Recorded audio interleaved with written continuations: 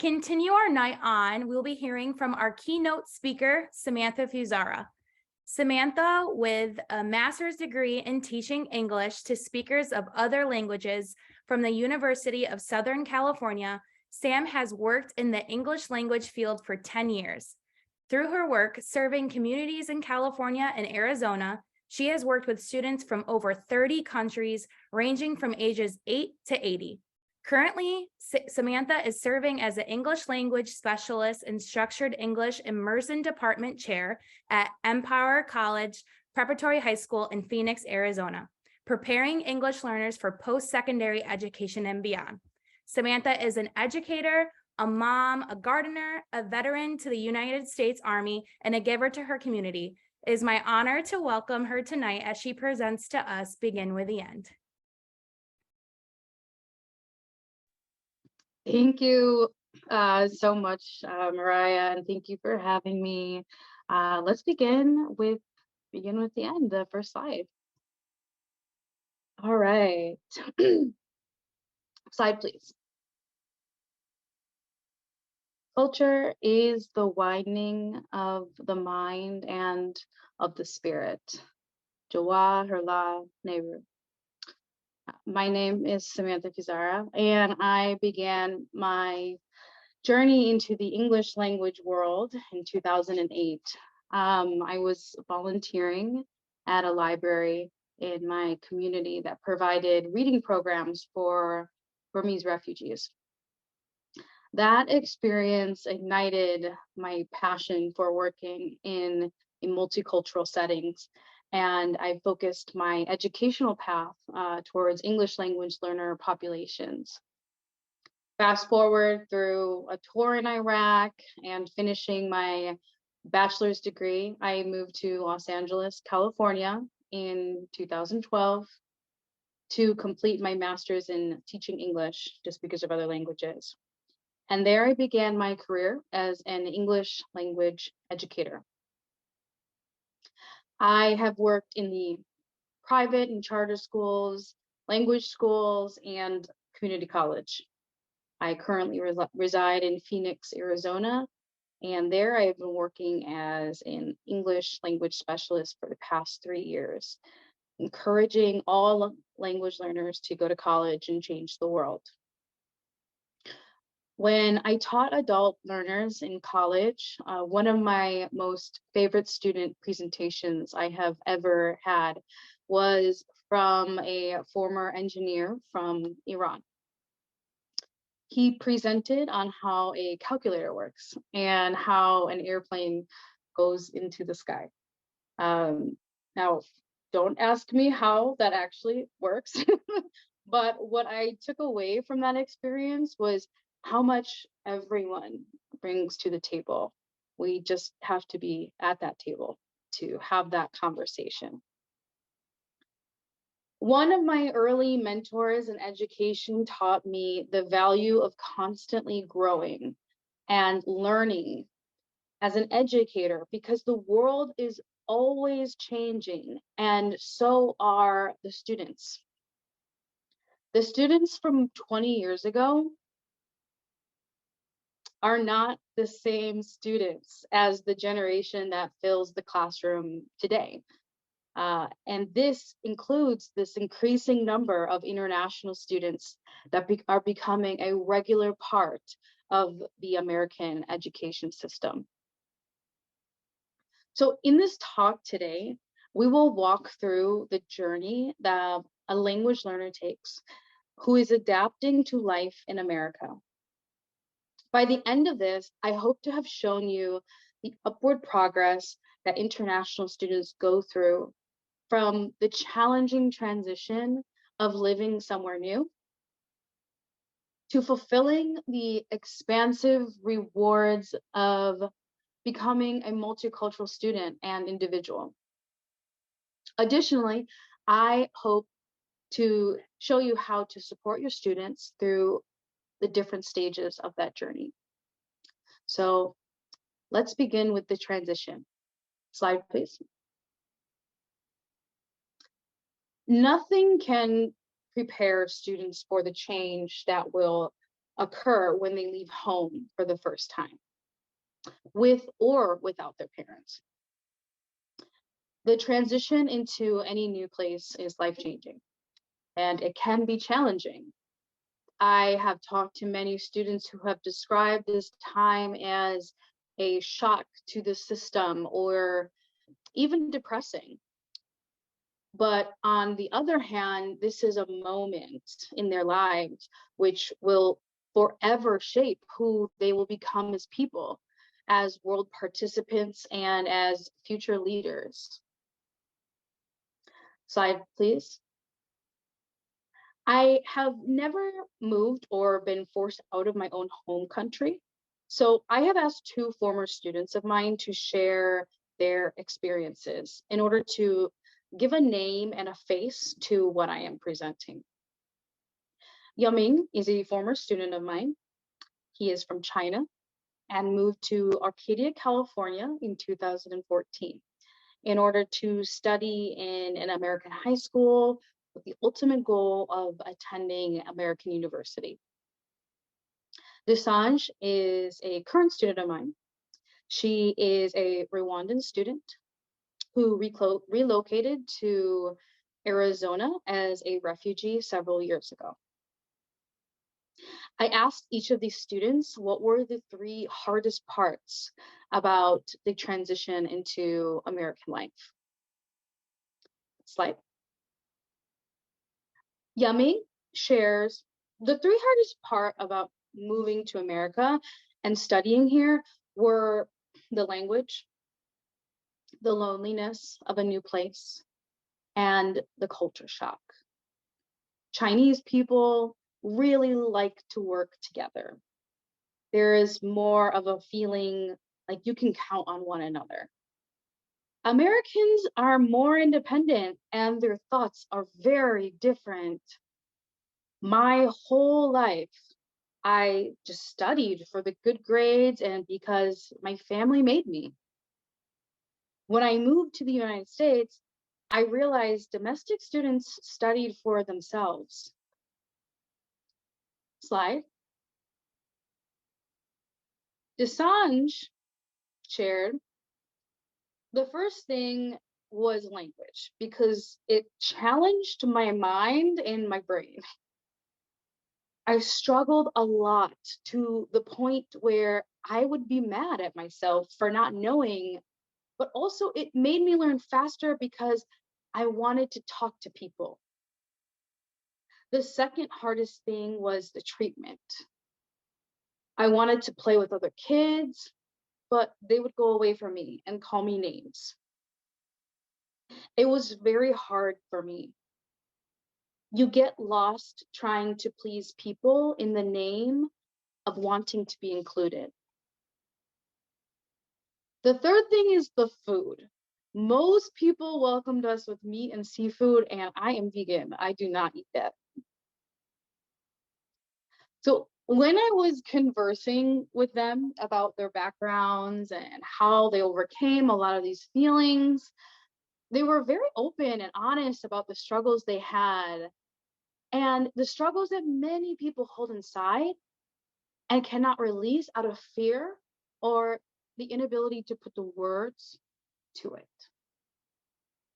This sadness sounded very similar to a close friend of mine's experience. She was an adult when she came to the United States. It was her dream to come here. And because she lived in a country that was very oppressive for women. But even that did not stop the loneliness or the culture shock for her. So I say this because each of these examples are all different. Everyone came to this country for different reasons, but they all explain how hard it was to adjust. If your scholar is experiencing any of these feelings, I hope this brings some form of comfort in knowing that they are not alone, that this is not the end of the story, that it's just the beginning. And there are many ways new international students can be supported. Slide. Everyone wants to feel understood. Being culturally responsive and tapping into prior knowledge and lived experiences will allow you to create a safe and empathetic environment where your scholar can flourish. So, what do I mean when I say culturally responsive?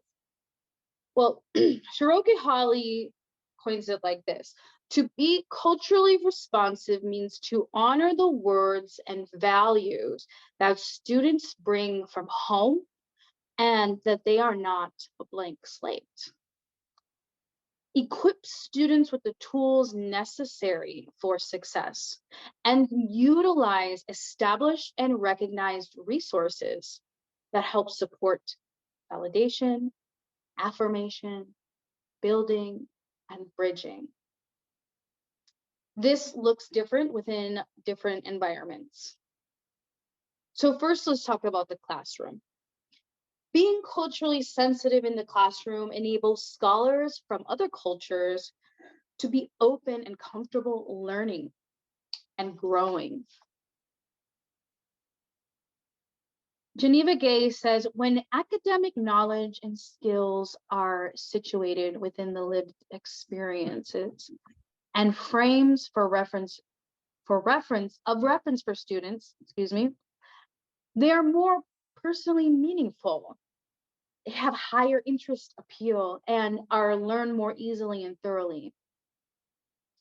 Getting to know students' cultural backgrounds and incorporating them within the curriculum will increase the appeal of the content. For example, in a historical setting, comparative studies on Eastern and Western civilizations is one way to incorporate cultural past into curriculum. I have found making connections between cultures increase engagement and interest. Within the classroom setting, embracing a diverse range of production skills promotes a cultural sensitive learning environment.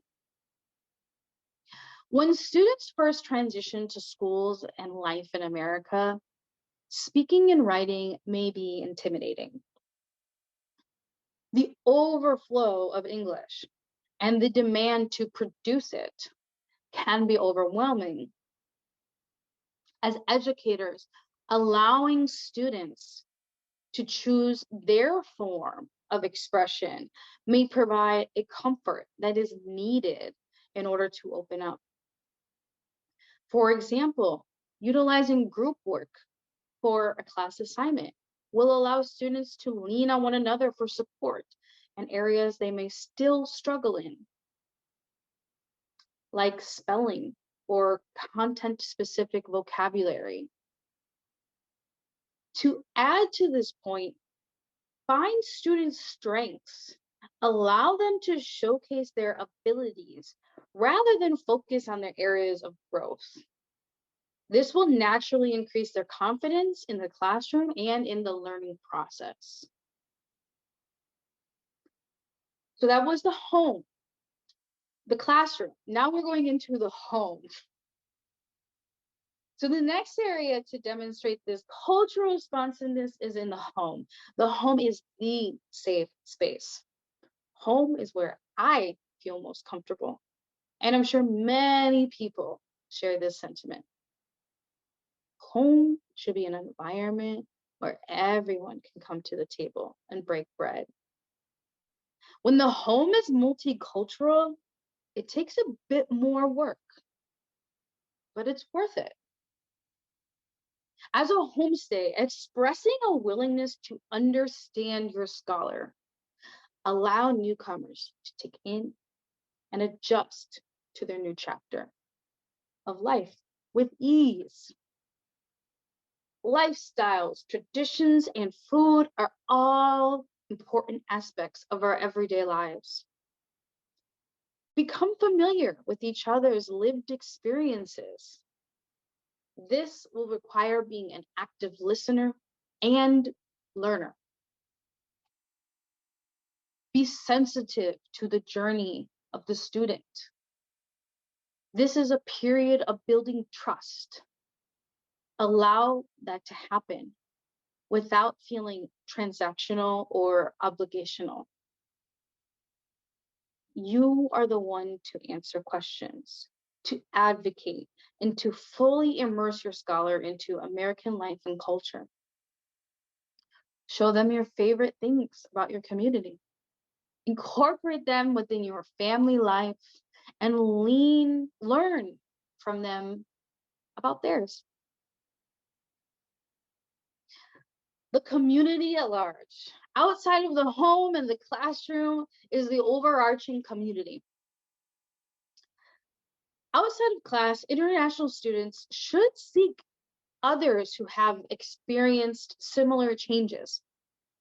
They do not have to come from a similar background, but having the shared experience of living in different countries allows them to be with others who may relate to what they are going through. This gives them the opportunity to receive good advice and get connected. Rely on communal resources like the Cambridge Network to help set up a foundation in this new environment. So additionally, with being culturally responsive, there's one other aspect I'd like to talk about, which is language. Slide.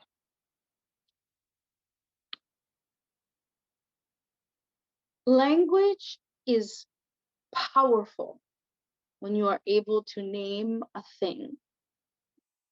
It moves out of the realm of mystery into concreteness. Zaretta Hammond. When students transition to a new culture whose dominant language is not their own, they are stepping into the unknown.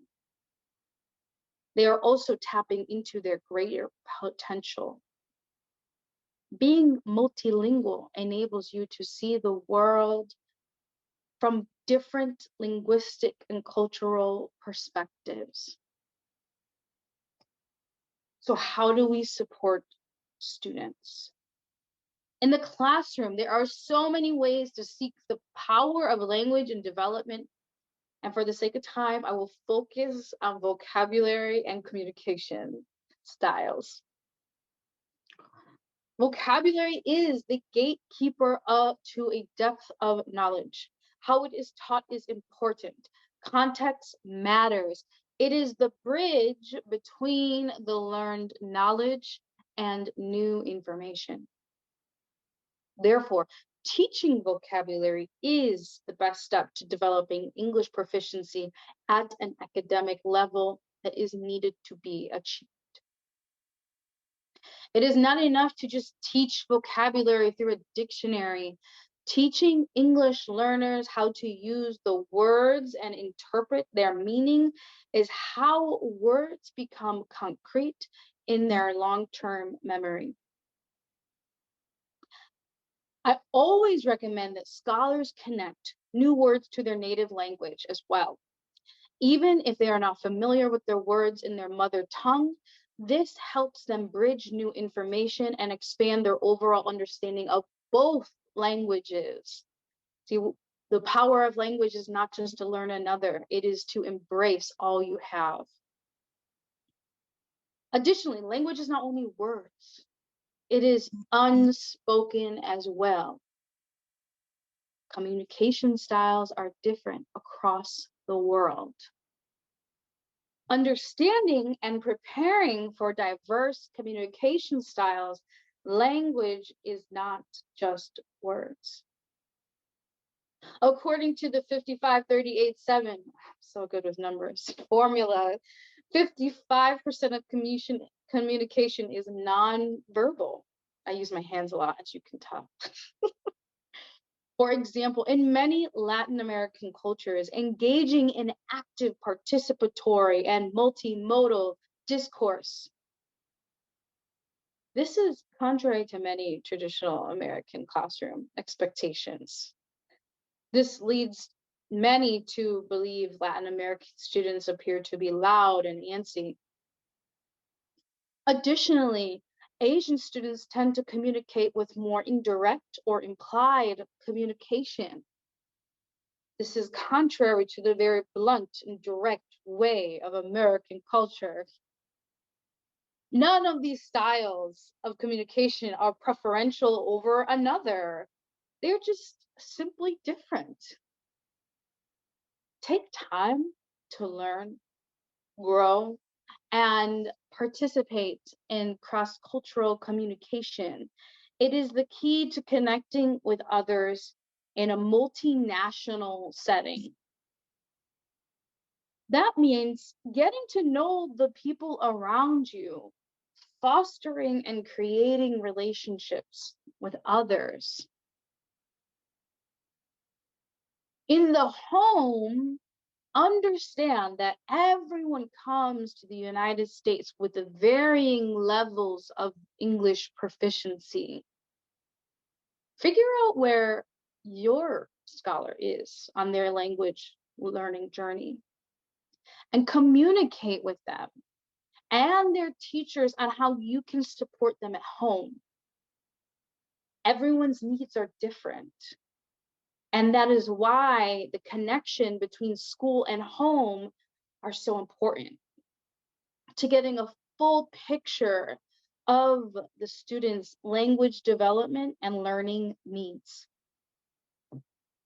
As a homestay, in sharing your home, you are also sharing your language.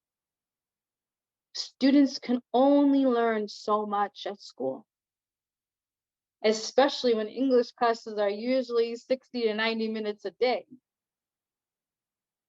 The home is where students learn conversational language, how to make meaningful connections through language.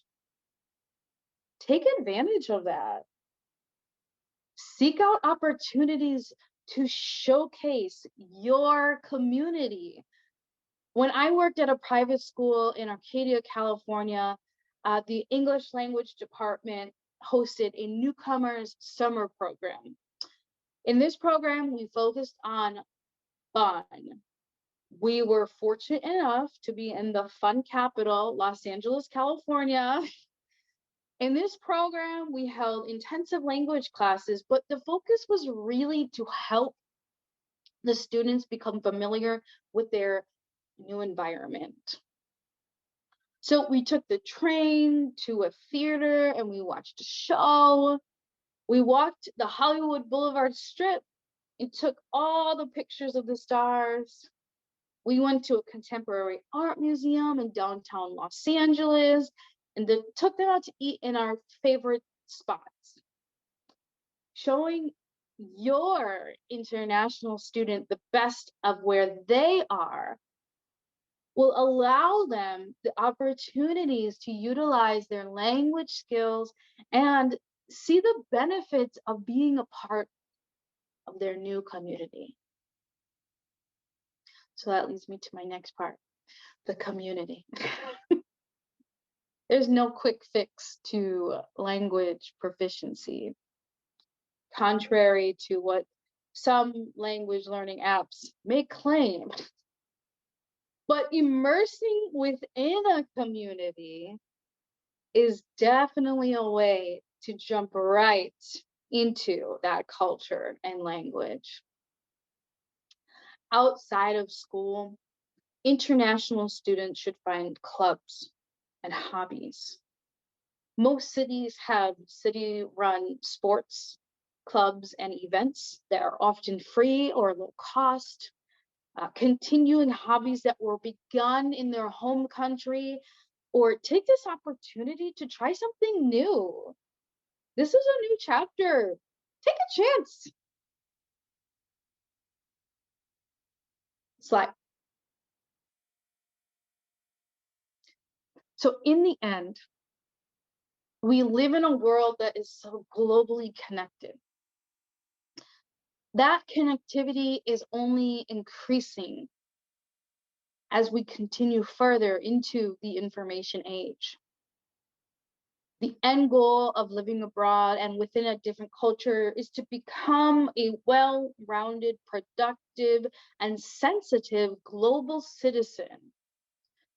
At this point, I'd like to share the great success my students have achieved since they first came to this country.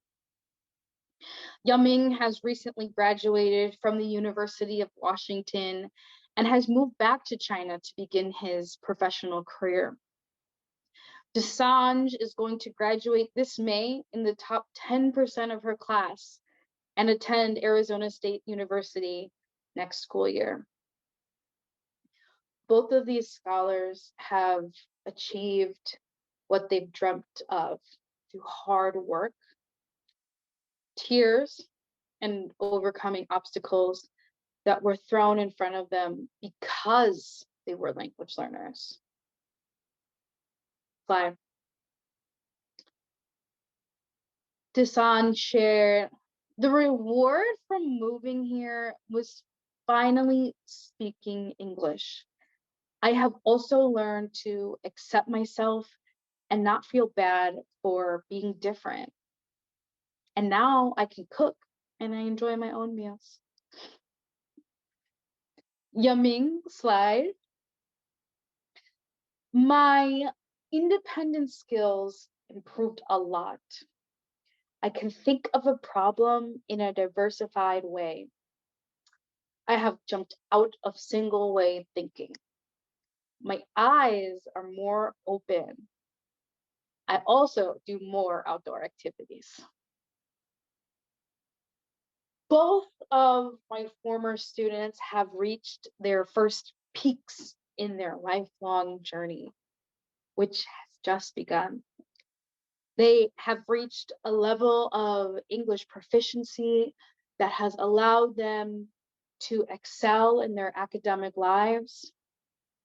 They have adapted to their new environments and have gained a more expansive view of the world. So when I thought about a title for this talk, I had a really hard time with it. I feel like I've covered the surface of the vast amount of topics that only begin to be understood through experience and time.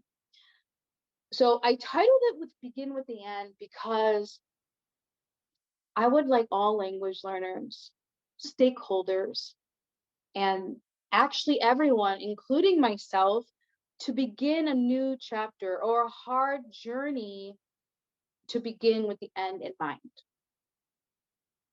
That will keep you going and give you the motivation to push through the hard times and the days that seem to defeat you. Slide. So to close today, I would like to leave you with some tips I have collected through my experience and my research. Recognize that mistakes are a part of the learning process. Give yourself time to adjust. It is not easy and it is okay to not be okay. Embrace the new. Open the door into your multicultural world that awaits. Communication is number 4. Communication is key to supporting yourself and your scholar. And the last one, this is just one of many great changes that you will go through in your life. And as hard as change is, it will make you stronger, more enlightened, and help you tap into your unbounded potential. Slide. Thank you for your time.